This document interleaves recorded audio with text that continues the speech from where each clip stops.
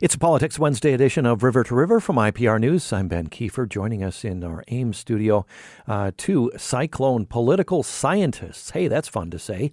Karen Kedrowski and Kelly Shaw.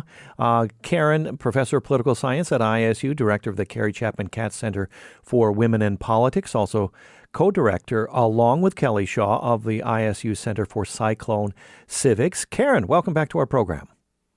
Hi, Ben. Great to be here. All right. Kelly there with you, teaching professor in the Department of Political Science at ISU. And I don't know if we've had you as our duo before, because I wanted to make sure, first and foremost, we know that you two direct the ISU Center for Cyclone Civics. And at the start, because we have centers at public universities in this state making the news that you have nothing to do with. Karen, what is the Center for Cyclone Civics? Well, the Center for Cyclone Civics is Iowa State's answer to a directive from the Iowa Board of Regents in 2023 that required the regent universities to create some sort of campus-wide initiative that will focus on civic education and free speech on campuses.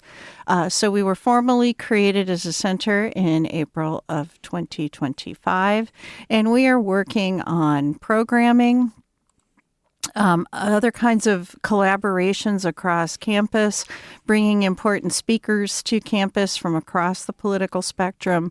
We're going to be helping out with student voter engagement prior to the fall election from a strictly nonpartisan perspective.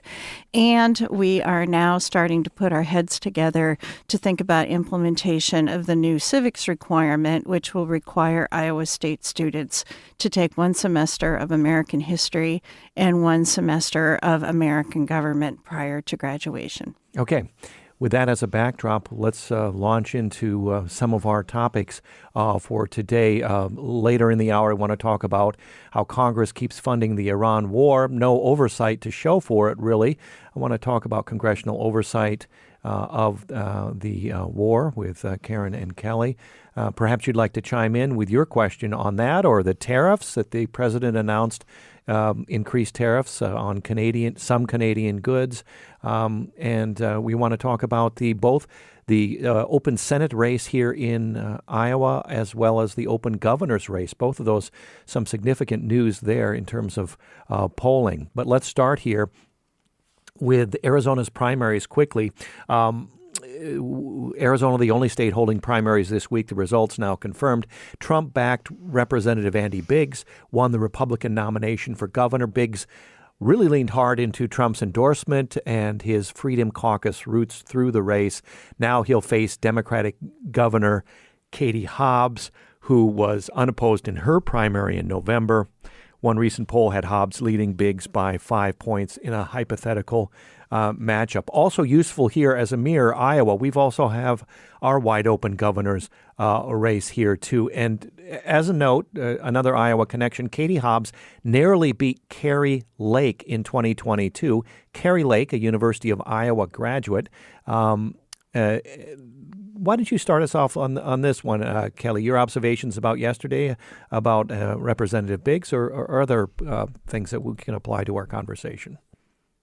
Sure. Thanks for having me here today. Always happy to be on River to River. I think there's a lot of takeaways we can make with Arizona, particularly. Arizona is a Western state. Obviously, it's a red state.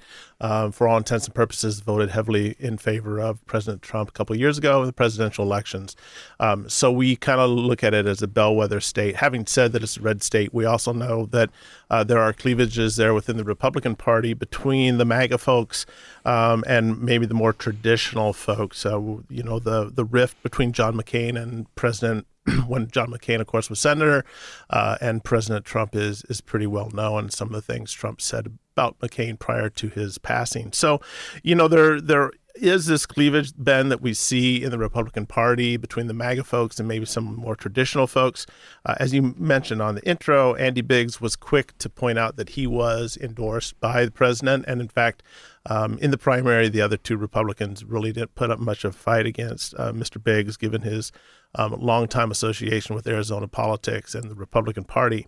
Having said that, of course, Biggs was careful not to get too close, if you will, to the MAGA folks, and actually had some nice things to say about Senator McCain and maybe that more centrist, if we can use that term now, but the more traditional Republican parties in Arizona. So it is interesting to watch. As you mentioned, Katie Hobbs just barely won a couple years ago, 4 years ago, in terms of winning the executive mansion for the Democrats. And so it is likely to be a very close race. I think what we'll watch is, of course, primaries are different politics than general elections, and will be interesting for us as political scientists or observers, right, of the close races this fall to see how Biggs positions himself vis-a-vis Hobbs coming up this fall. So certainly something fun to watch. Mm-hmm.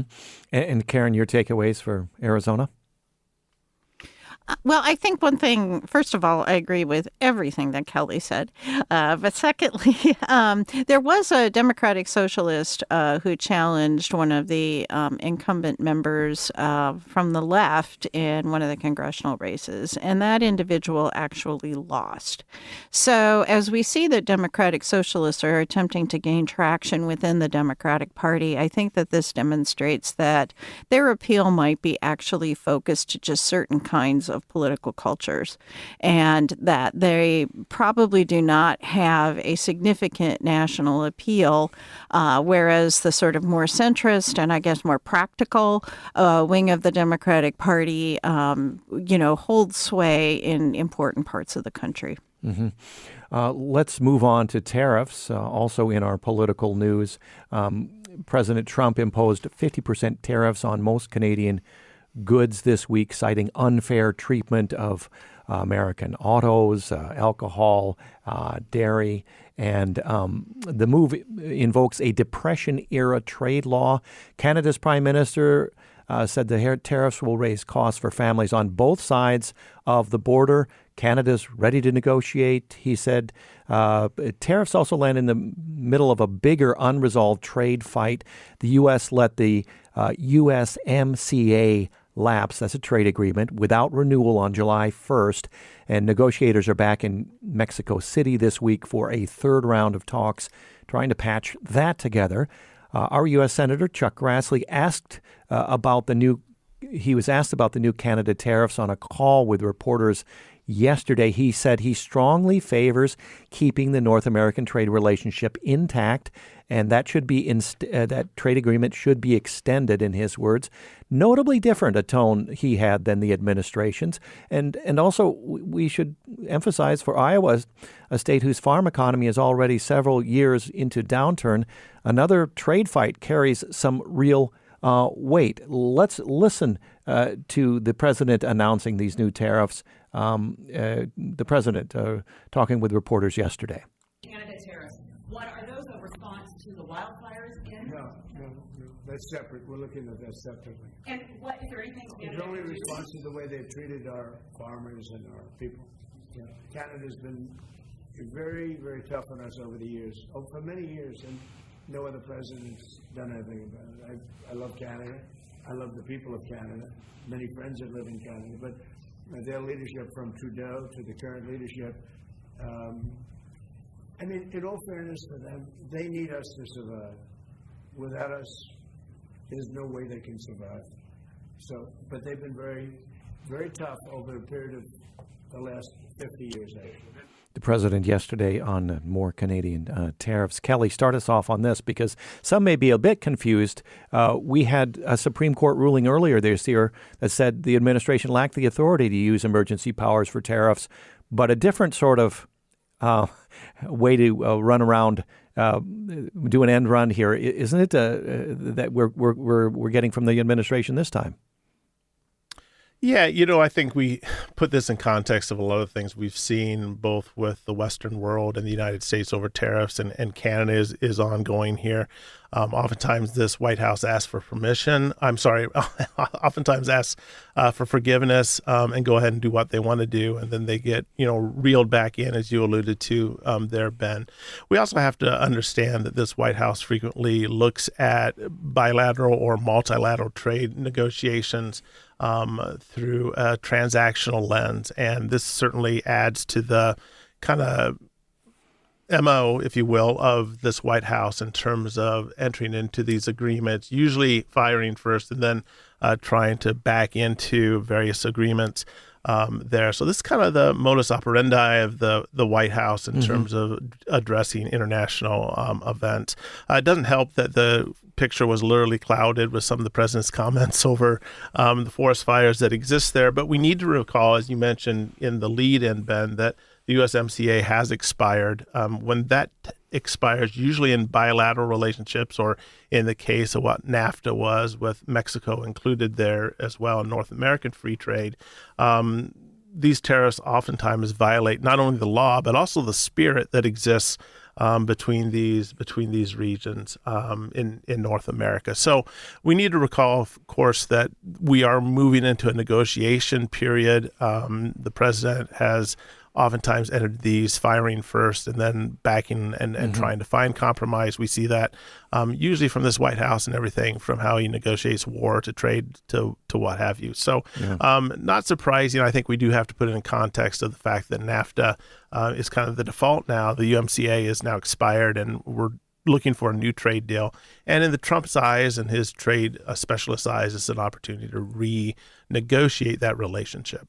Kelly, we have just a few seconds before to go to break, but we have to mention that, this we had an Iowa Farm Bureau and ISU and an Iowa Bankers Association study showing that net farm income falling here. And so this tariff trade war comes on top of that quickly. That is not happy news for farmers. Yeah, not happy news for farmers, certainly, Ben. There are some exceptions, notably like potash, which is a key chemical or key ingredient of fertilizers, certain critical minerals as well. Some really strategic goods have been exempted from this current round. But it's another blow certainly to the farm economy. And, the president's going to have to stick to his guns to make this negotiation work. Kelly Shaw and Karen Kedrowski with us, political scientists from ISU. You can join our conversation when we return. We'll talk about the Iran war and congressional authority. 1-866-780-9100, river to river at iowapublicradio.org. Politics Wednesday on River to River from IPR News. I'm Ben Kiefer. Karen Kedrowski and Kelly Shaw with us of Iowa State University. And let's dive into the Iran war. The Iran war escalating sharply again this morning. President Trump now threatening to bomb Iranian bridges, power plants for every ship struck in the Strait of Hormuz. An escalation beyond his earlier threat to hit Iran's fortified Pickaxe Mountain nuclear site directly. We had emergency warnings and sirens sounding in Bahrain and Saudi Arabia overnight. Maritime traffic stopped in both the Strait of Hormuz and the Bab el-Mandeb Strait. That's on the other side there of Saudi Arabia as tankers avoid this region. The Pentagon puts the total U.S. death toll at 18 service members. Of course, several Iowans we've mourned in those numbers as well. The war's cost climbing to over $37 billion. NPR reporting the administration is now asking for Congress for more money to keep it funding. We should note Iowa's all-Republican House delegation so far sticking with the president on every powers vote, even after the Iowa soldiers were among the earlier casualties. Before we have comment from you, Karen and Kelly, here on this, I wanted to play what I think is a remarkable piece of tape. It's rather lengthy, over a minute, but this is U.S. Senator John Ossoff, Democrat from Georgia, sparring with the Defense Secretary Pete Hegseth yesterday over whether the U.S. military obtained, quote, an overwhelming victory in Iran, as Hegseth declared in April. 3 weeks after you'd already said Iran's military was destroyed and combat ineffective, you said, quote, Operation Epic Fury was a historic and overwhelming victory. you said Iran's military had been rendered, quote, combat ineffective for years to come. And you stated we had, quote, achieved every single objective. Were those accurate statements?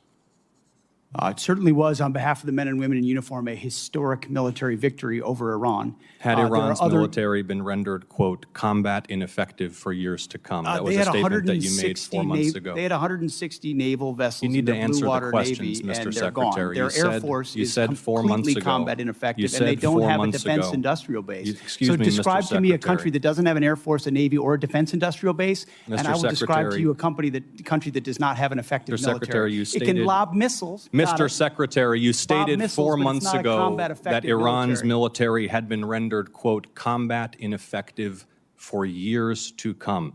Has Iran's military been, for the last 4 months, combat ineffective? It's been set back not just years, but likely decades. You considering stated we it had, can't quote, build at the level you it did stated- before, and not you even stated close. we It doesn't had, mean quote, it doesn't have capabilities. Mr. Secretary, you stated we had, quote, achieved every single objective. Was that an accurate statement 4 months ago?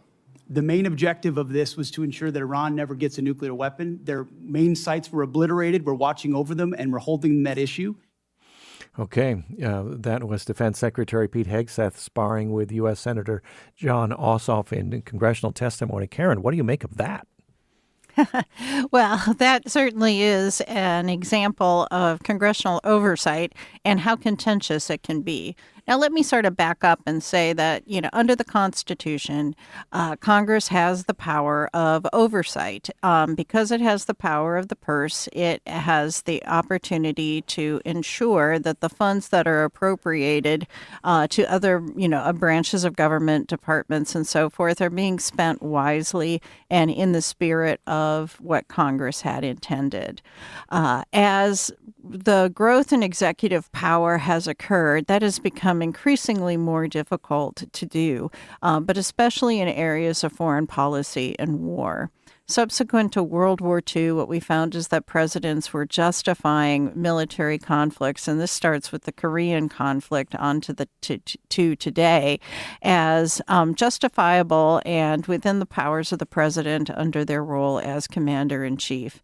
And Congress did not really have a good way of asserting its authority in the face of, that claim on the part of executives, except through the power of the purse. So for unpopular wars like the Korean conflict and especially Vietnam, Congress had to resort to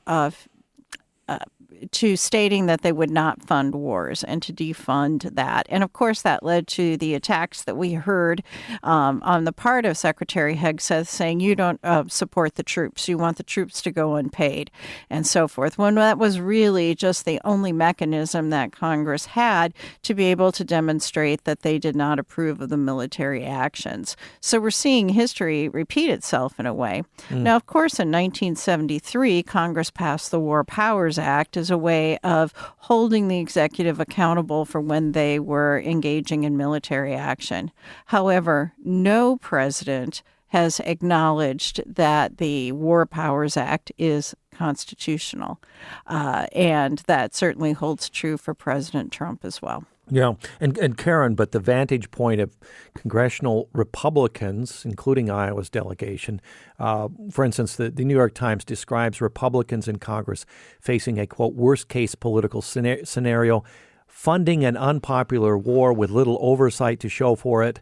And I saw some congressional testimony where I think it was a Democrat asking, if we vote to give the Defense Department more funding, will that be interpreted as a thumbs up to this war? So that's a question to there. Talk a little bit about what the position that the Republicans in Congress find themselves in as we approach these midterms. Yeah, they face a number of Hobson's choices. For one thing, Republicans know that if they stand up to President Trump and disagree with him publicly, that there are ramifications. And we have seen, the president endorsing primary challengers and otherwise withholding his support and trying to marginalize people who disagree with him. So he really does have kind of a lock on the Republican majority. However, especially the House members, where all of them are facing re-election in just a few months, are going to have to go back and defend a number of votes on extraordinarily unpopular policies. So that dates back to the One Big Beautiful Bill Act, but also the tariffs, the rising prices, and the Iran war. And so if they are voting in favor of those, they have to figure out a way to be able to spin that and to justify that. And I think that one way that they are going to do that is to say, whether or not I agree with the war, I'm not going to leave our soldiers sort of hanging out on a limb without any support. So I am doing this to support the soldiers and to make sure that they are treated well and are able to defend themselves irrespective of what I think of the war itself. Mm-hmm. Kelly, weigh in here. How much can an unresolved war, we don't see any end in sight, we actually see escalation, can that move a midterm electorate, or is it more often kitchen table issues that will decide the significant races here in Iowa? I think, Ben, it can certainly move the electorate, particularly those who are in the center of the spectrum. And I don't know that I would agree with you that maybe the war in Iran is not a kitchen table issue. Certainly it has had impact. Good point. On the economics sure. here in the state of Iowa and elsewhere as well. Good point. To, inflation and whatnot. I don't like to disagree with you, Ben, but nonetheless. No, I stand to be corrected. Thank you. That is a great point. No worries. So I think there's certainly that. These bread and butter issues, these kitchen table issues certainly resonate well. It is something that we see in our elections here locally, in Des Moines, in the House races and the gubernatorial race.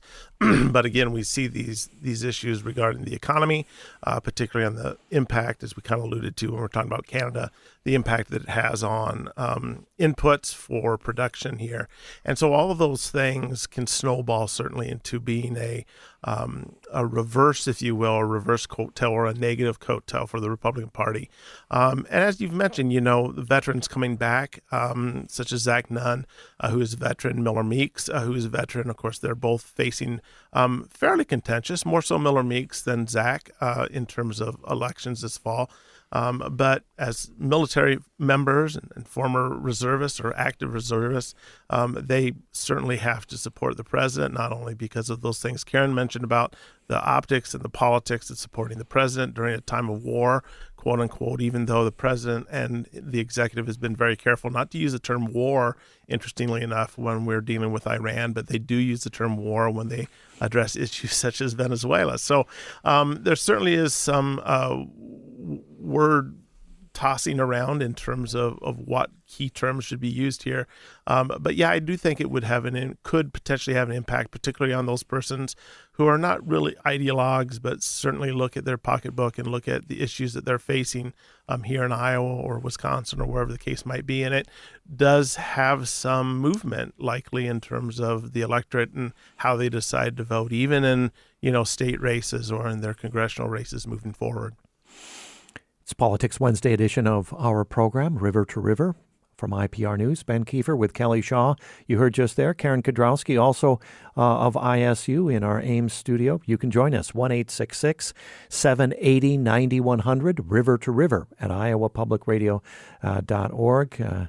Talk about congressional oversight of the war or the lack thereof, the tariffs, whatever's on your mind to ask our political experts. Join us, 1-866-780-9100. Let's dig a little deeper into the two biggest open races here when we talk of the Iowa landscape, the Senate race. Let's start there.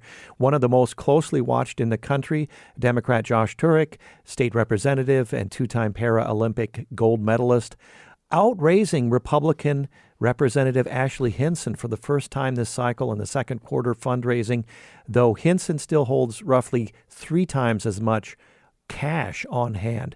This also, a new Fox News poll, now has Turek up 4 points, 50 to 46, a wider margin than earlier surveys showed.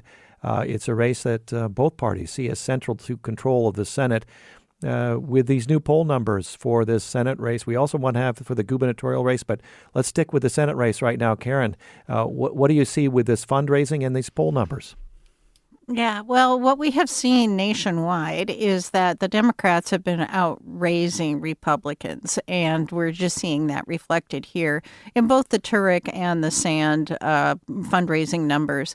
I would also add, too, that having cash on hand is extraordinarily important. That really puts Representative Hinson into an enviable position because she will be able to, especially as you get down to the wire, to be able to spend a lot of money on advertising across Iowa. And unless Turek even raises more money than he has so far and continues to do so, he will have a difficult time answering those ads. So this is, going to be an interesting race to watch to see if Turek can maintain his momentum and to see how Ashley Hinson attempts to really kind of distinguish herself from Turek, but also manage to deflect, I think, from his very compelling personal story to cast him as somebody who isn't right for Iowa. Yeah, and to put numbers on that cash on hand advantage that Hinson has, my numbers say 6.7 million cash on hand in Hinson's corner, much more than Turek's 2.4 million.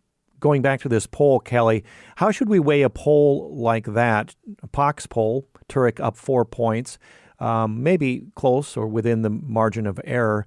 Weigh that against Iowa's recent Republican lean at the presidential level here. We have a red state. We are a red state, certainly at least the last 8 years or so, Ben. I think, the takeaway here, kind of reiterate what Karen said, is that it has demonstrated that Turek, and he uses this term all the time in terms of his prairie populist approach, demonstrates that Turek, and we've seen him on Ragbri, early this week, using pedal power to get across the state, including some very hot weather, but it really demonstrates his ability to raise money. And one of the things we've seen from the Democratic side in recent elections is their ability to get out there, but their lacking ability to raise money.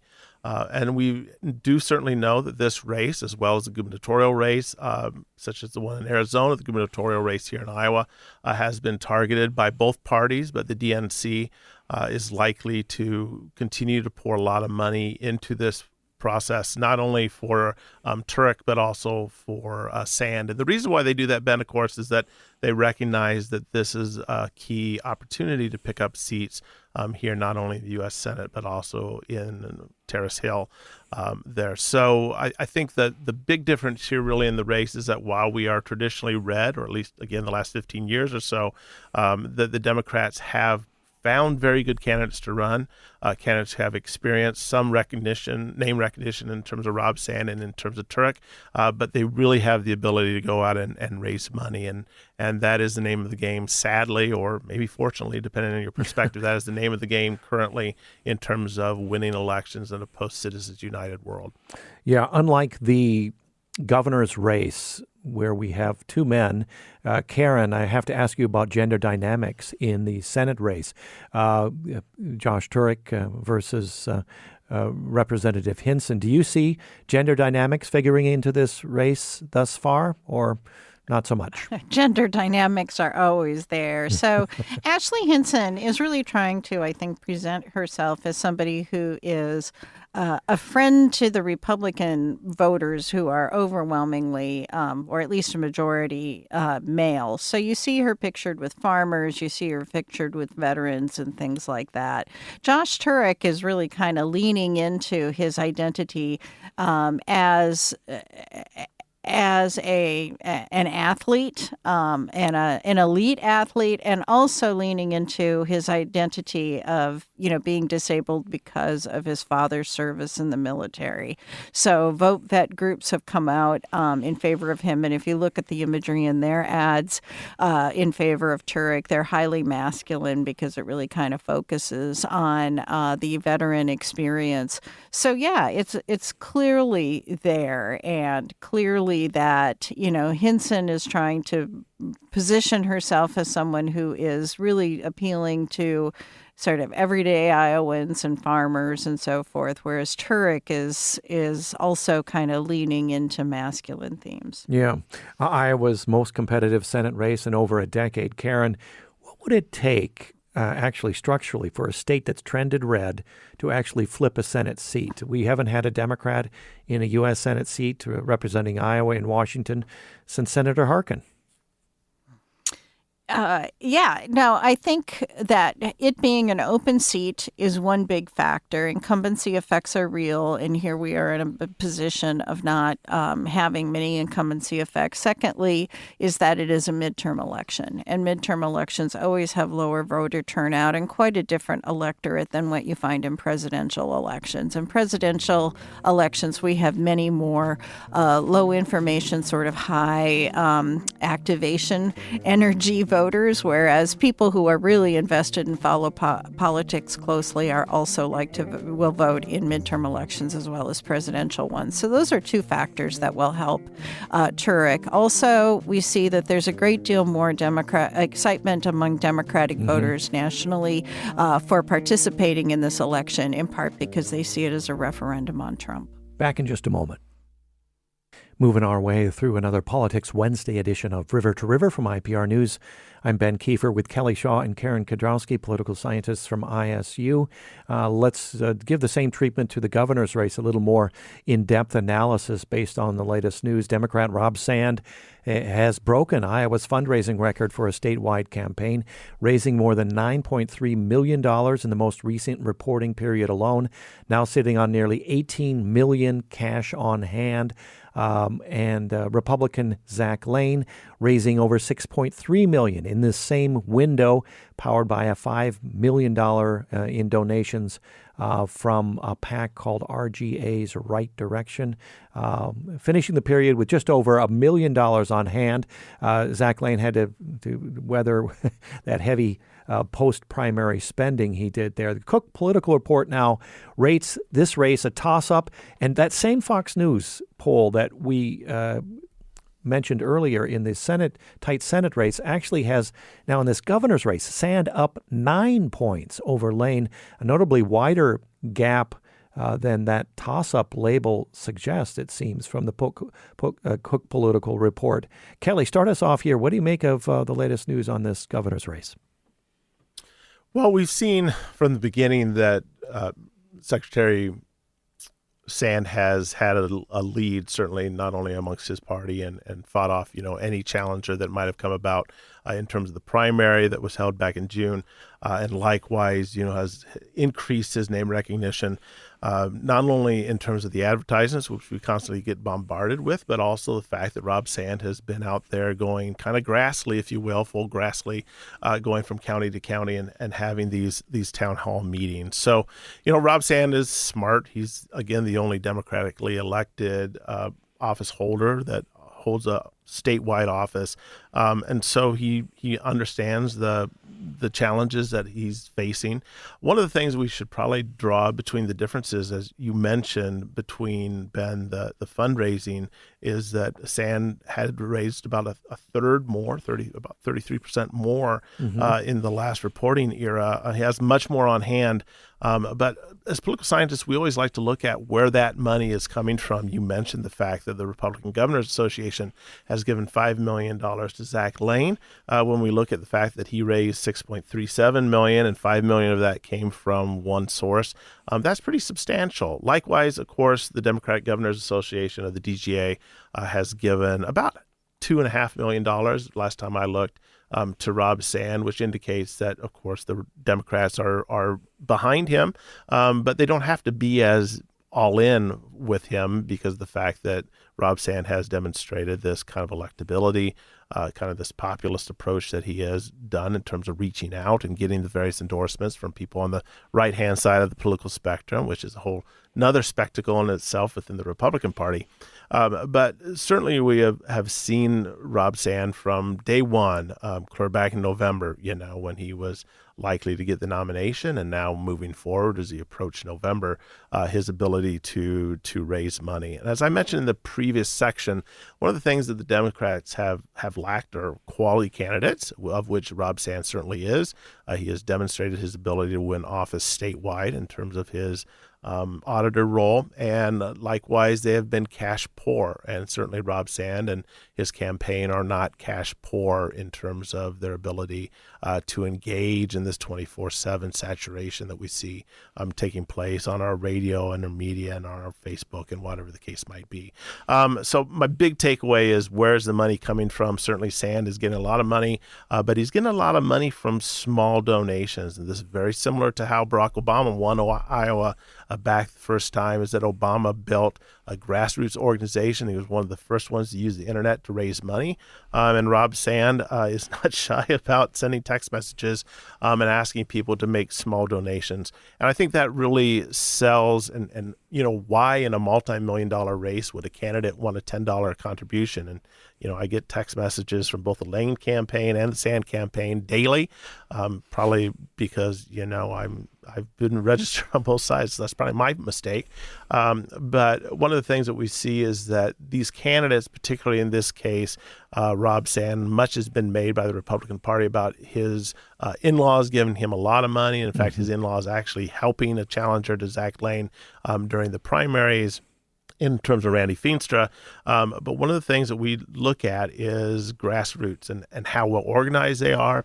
And I can tell you, having run a few campaigns, particularly participated in a few campaigns, is that if you have the operation and the structure to go and do the full Grassley, if you will, that takes some organization. Certainly it takes a lot of money, but certainly takes a lot of organization as well. And so I think the Republicans are curious when Zach Lane is going to get out there. We saw Lane last weekend up here with the speaker in Des Moines as well, but really he's not out there amongst the people. And so those are things to watch. But increasingly we do see this grassroots movement from Rob Sand and his ability to raise money, $10, $5 at a time. This is something that Barack Obama was able to do, not only organizationally, but also in terms of funding his campaign. And Kelly Shaw, I'm glad you mentioned that. You're certainly someone who knows campaigns from the inside. You were former two-term mayor of Indianola. Karen, we want to get to some other things this hour, but what's your read on the Sand v. Lane governor's race at this point? Yeah, I guess two things very quickly. Number one is that Rob Sand, by doing these town hall meetings and, talking about his experience in state government and these donations, means that he is really able to label himself as getting out there. Republicans are actually advised not to do town meetings by the National Party because they could become very contentious and with people showing up in large numbers who are unhappy with current policies. And so this keeps the Republicans from having to be in a position where they have to defend these negative policies or these unpopular policies, but also that it keeps them from saying something that would come back to haunt them. The other thing that I think, though, and speaking of potentially haunting, is that, for a while, Rob Sand was attacking Mr. Lane's frequent trips to Kansas and just talks about, well, some of us actually live here. And then it came out that, of course, Mr. Lane was traveling to visit his children.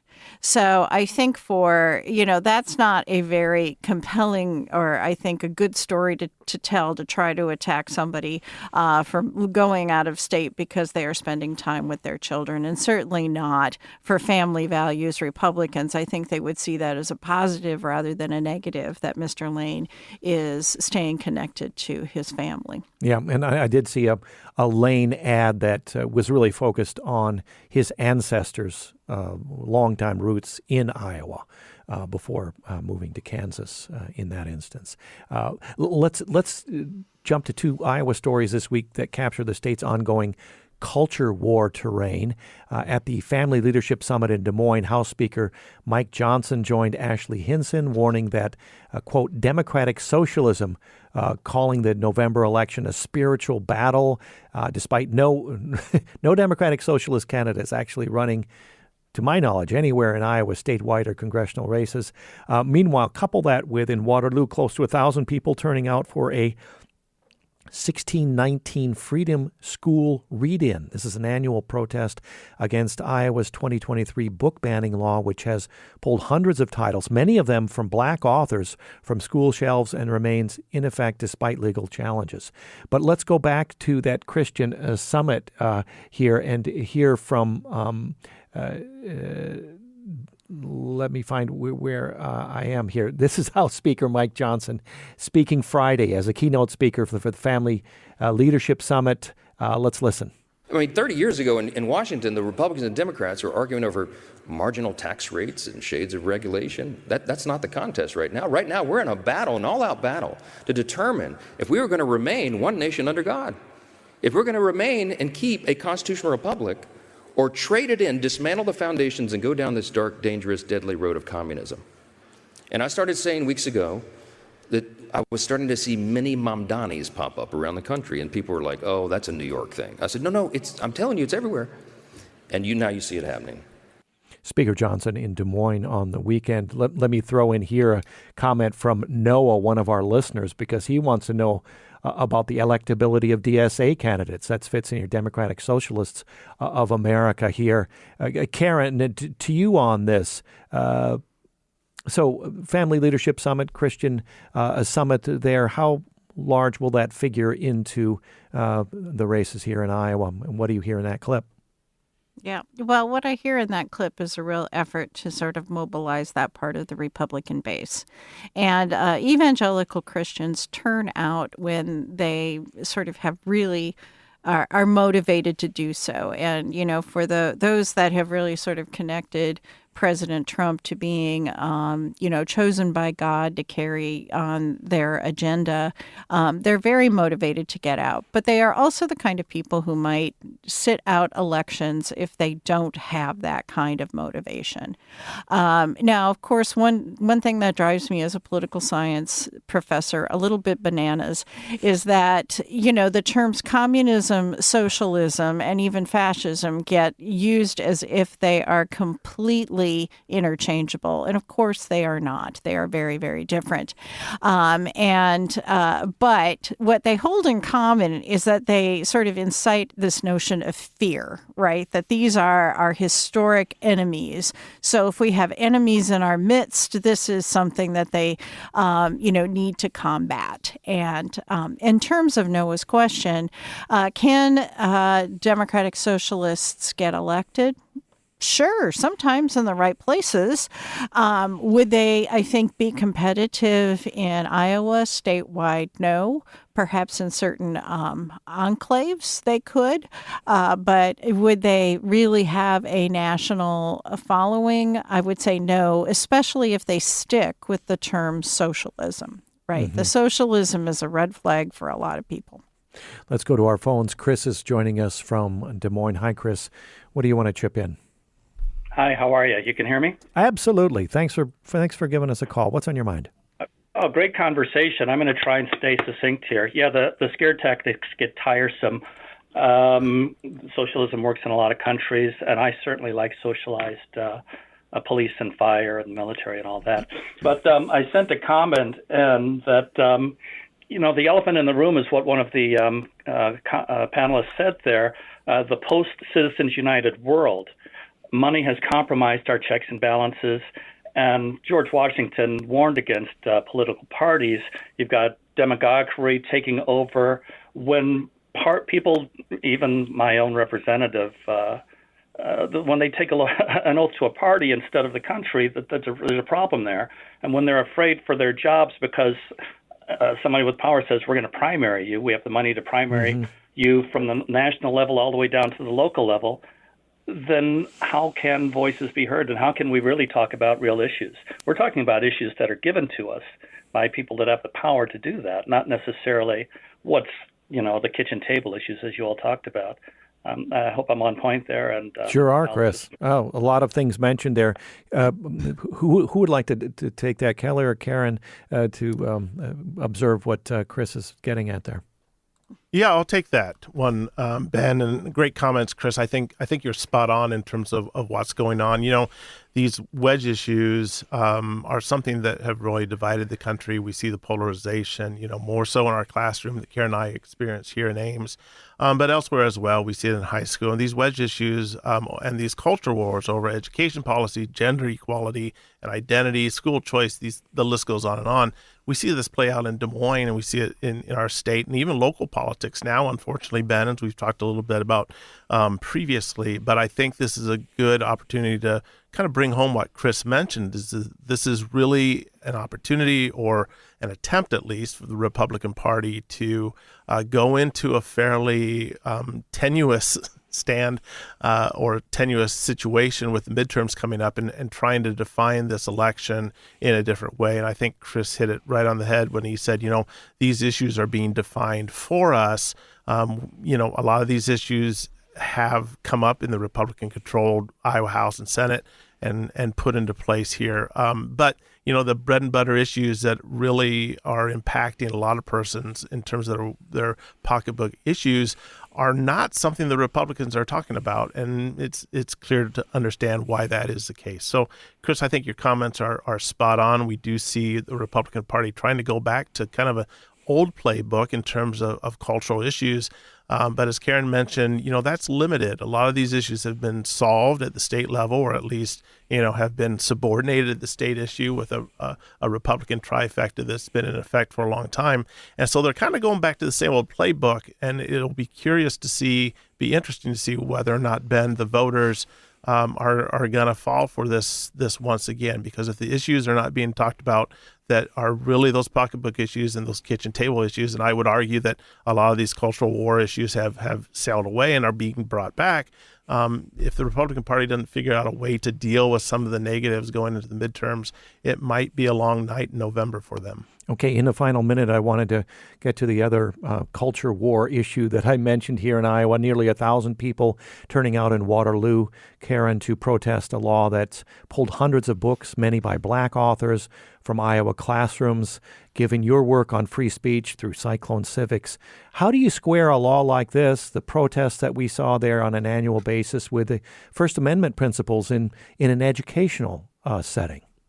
Yeah, so one of my mentors on free speech has said that the answer to speech is more speech, right? So I think it's a very creative and effective way to counter these policies that they oppose, and the removal of these books from school libraries to do, a public reading of the text. And for people who really aren't sure what the content of these books is, this is a good way for them to become exposed to them. And then in terms of parents, they can make decisions about whether or not they would like to purchase these books or allow their children to read them, through, say, a public library or something. Often, I think these books do have some content that some people might object to, but they do reflect, certain realities of American life, and that the value of the book is not in isolated passages, but it's in the book as a whole. And often those passages are really not that important to the overall arc of the novel. Okay, so interesting. Thank you for spending the hour with us. Karen Kedrowski, Kelly Shaw of Iowa State University, co-directors of the ISU Center for Cyclone Civics. Until next time, you two. Thank you. Thanks, Ben. Today's program produced by Caitlin Troutman with help from Nev Kelly and Deshaun McLean. Also, thanks to our listeners for chimping in questions this hour. I'm Ben Kiefer. Join us again tomorrow for more River to River.